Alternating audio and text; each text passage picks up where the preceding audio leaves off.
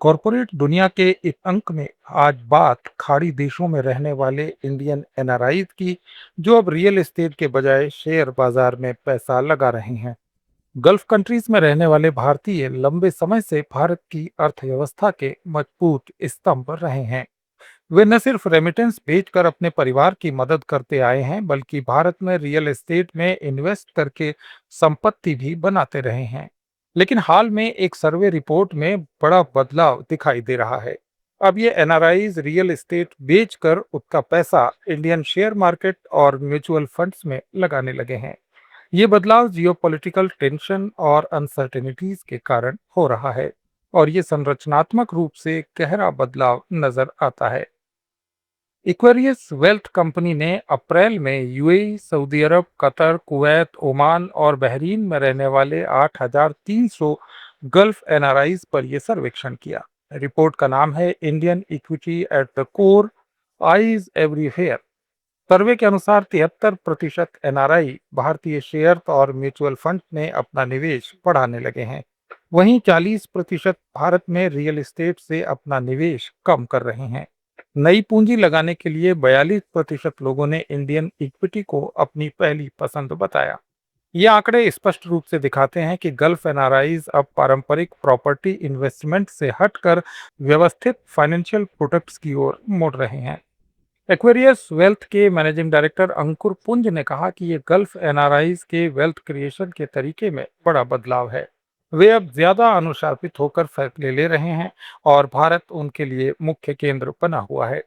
लेकिन ये बदलाव अचानक नहीं आया है। गल्फ कंट्रीज में रहने वाले भारतीयों की संख्या लाखों में है। विश्व बैंक और दूसरी रिपोर्ट के अनुसार जीसीसी देशों से भारत को सालाना अरबों डॉलर का रेमिटेंस मिलता है।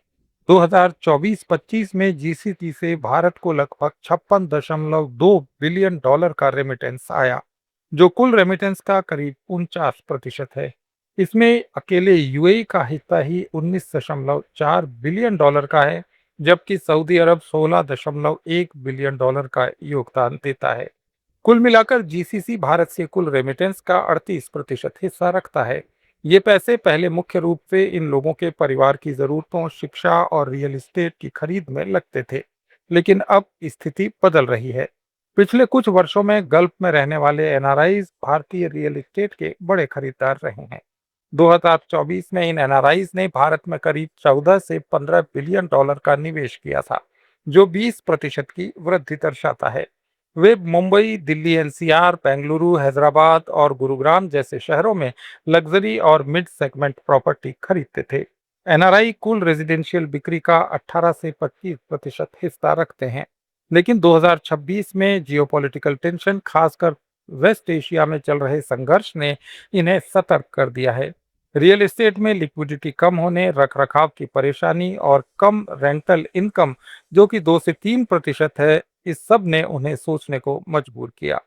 दूसरी ओर इंडियन शेयर मार्केट ने पिछले कुछ वर्षों में अच्छा प्रदर्शन किया है। हालांकि 2025 में कुछ चुनौतियां रहीं, लेकिन लंबी अवधि में इक्विटी ने रियल एस्टेट पे बेहतर रिटर्न दिए। निफ्टी और सेंसेक्स ने कंपाउंडेड आधार पर अच्छी वृद्धि दिखाई है। म्यूचुअल फंड्स के जरिए भी आसानी से इन्वेस्टमेंट का डाइवर्सिफिकेशन संभव है। पीएमएस और एआईएफ जैसे प्रोडक्ट्स ने हाई नेटवर्थ एनआरआईज को आकर्षित किया है। इस सर्वेक्षण में 70 से 80% रियल एस्टेट बिक्री से मिले पैसों को लार्ज और मिड कैप भारतीय इक्विटी में फिर से लगाया गया। एनआरआईज का आत्मविश्वास भी बना हुआ है। इस सर्वे में उनका औसत कॉन्फिडेंस स्कोर 3.5 रहा, जो कि 5 में से 3.5 था। 75% लोग अनिश्चितता के बावजूद सक्रिय रूप से निवेश जारी रखे हुए हैं। 83% जियोपॉलिटिकल घटनाओं से प्रभावित हैं, लेकिन वे घबरा कर पैसा नहीं निकाल रहे, बल्कि अपनी स्ट्रेटेजी बदल रहे हैं। सबसे बड़ा खतरा सेक्टरल वोलेटिलिटी माना जा रहा है। फिर भी भारत की मजबूत आर्थिक बुनियाद, सुधार और डेमोग्राफिक एडवांटेज पर उनका भरोसा कायम है। ये बदलाव सिर्फ निवेश की दिशा नहीं बदल रहा, बल्कि भारत से पूंजी बाजार को भी नई ताकत दे रहा है। एनआरआई फंड इक्विटी मार्केट में स्थिरता ला सकते हैं, क्योंकि वे लंबी अवधि के इन्वेस्टर होते हैं। इससे म्यूचुअल फंड इंडस्ट्री को भी फायदा होगा। वहीं रियल एस्टेट सेक्टर पर कुछ दबाव आ सकता है, खासकर लग्जरी सेगमेंट में जहां एनआरआई डिमांड काफी ज्यादा और महत्वपूर्ण है। डेवलपर्स को अब घरेलू खरीदारों और दूसरे स्रोतों पर ज्यादा निर्भर रहना पड़ सकता है। गल्फ एनआरआई की ये नई रणनीति कई कारणों से प्रेरित है। पहला, इस इलाके में तनाव के कारण सुरक्षा और स्थिरता की चिंता। दूसरा, भारतीय शेयर बाजार की ट्रांसपेरेंसी, डिजिटल प्लेटफॉर्म और आसान एक्सेस। और तीसरा है रेमिटेंस का नया मकसद। पहले इन लोगों को अपने परिवारों की मदद करना पहली प्राथमिकता थी, और खुद के भविष्य, पेंशन और वेल्थ क्रिएशन पर अब फोकस बढ़ा है। चौथा कारण है इन्फ्लेशन और करेंसी मूवमेंट का असर। भारतीय रुपया और इक्विटी रिटर्न ने कई मामलों में बेहतर प्रदर्शन किया है। भारत सरकार की नीतियां भी इस बदलाव को सपोर्ट करती हैं। रेरा ने रियल एस्टेट में ट्रांसपेरेंसी बढ़ाई, लेकिन इक्विटी के लिए टैक्सेशन और रिपेट्रिएशन के नियम अपेक्षाकृत आसान रहे। जीआईएफटी सिटीज जैसी प्लेटफॉर्म एनआरआईज को और अट्रैक्ट कर रहे हैं। भविष्य में भी अगर ये ट्रेंड जारी रहा तो भारत को विदेशी पूंजी का और बड़ा स्रोत मिल सकता है। ये रिपोर्ट एनआरआई समुदाय की परिपक्वता भी दर्शाती है, जो अब सिर्फ भावनाओं से नहीं बल्कि डेटा और रिस्क रिवार्ड एनालिसिस से इन्वेस्ट करने लगे हैं। अंकुर पुंज के अनुसार ये वेल्थ क्रिएशन का एक नया तरीका है। गल्फ के भारतीय अब व्यवस्थित उत्पादों को प्रायोरिटी दे रहे हैं। लंबे समय में ये भारत के इक्विटी मार्केट को गहराई देगा और एनआरआई को अच्छे रिटर्न। हालांकि कुछ चुनौतियां भी हैं। शेयर बाजार में अस्थिरता है, जियोपॉलिटिकल रिस्क वैश्विक स्तर पर प्रभाव डाल सकते हैं। इसके साथ ही रियल एस्टेट बेचने में भी समय और सही कीमत मिलना जरूरी है। इसके बावजूद कुल मिलाकर ये ट्रेंड सकारात्मक है और दिखाता है कि भारतीय अर्थव्यवस्था पर विदेश में रहने वाले हिंदुस्तानियों का भरोसा बढ़ रहा है। भविष्य में अगर क्षेत्रीय स्थिति स्थिर हुई तो शायद कुछ एनआरआई रियल एस्टेट में वापस आए, लेकिन फिलहाल इक्विटी का दबदबा बना रहेगा। निवेशकों को सलाह है कि पोर्टफोलियो को डाइवर्सिफाइड रखें, फाइनेंशियल एडवाइजर से सलाह लें और लंबी अवधि के बारे में सोचें।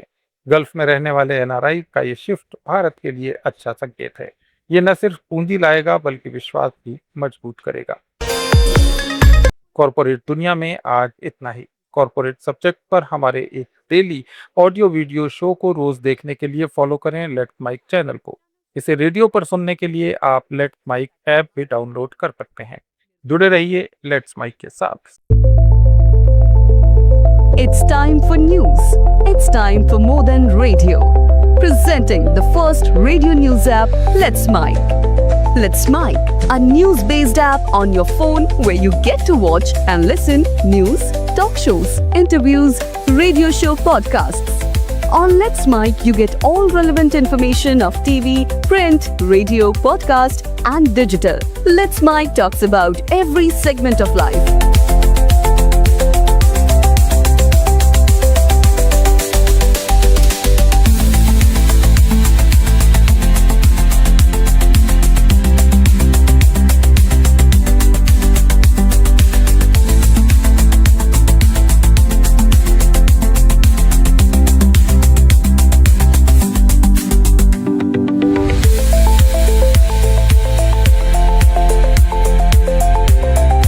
Download the app now from Play Store. Available both on Android and iOS mobile phones.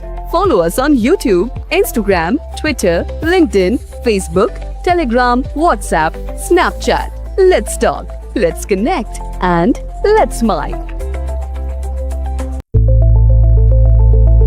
It's time for news. It's time for more than radio. Presenting the first radio news app, Let's Mike. Let's Mike, a news-based app on your phone where you get to watch and listen news, talk shows, interviews, radio show podcasts. On Let's Mike, you get all relevant information of TV, print, radio, podcast, and digital. Let's Mike talks about every segment of life.